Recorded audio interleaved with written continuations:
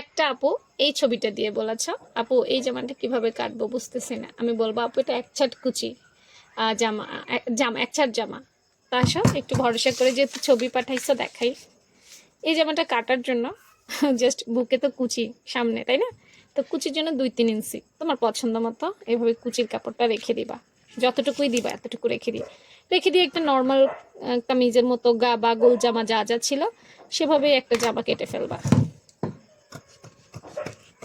এই হ্যাঁ, ঠিক নর্মালি তুমি একটা জামা যেভাবে যেভাবে যেভাবে যেভাবে যেভাবে যেভাবে করতে, মানে আলাদা কোনো নিয়ম নাই, করবে। করার পরেই দেখো এটা মাঝখান না, হ্যাঁ এই এখন গলা হয়তো ভি গলা দিতে চাইছো না, তো ভি গলাই কাটবা, সমস্যা নেই।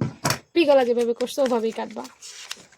কাটার পর এই যে অংশটা দেখতে পাচ্ছ, এই অংশটাতে এই তোমার 2টা 4টা 5টা যেই কয়টাই কুচি দরকার এই কয়টা কুচি দিয়ে বাকিটা একদম এই যে রাখো। যেভাবে যেভাবে তুমি বাকিটা সেলাই করতে সেভাবেই করবে, শুধু এইখানে বুকে কয়টা কুচি হবে, এই মাঝখানে যে এক্সট্রা কাপড় নিবে সেটাতে কয়টা কুচি হবে, এতটুকুই আপু, আর কিছু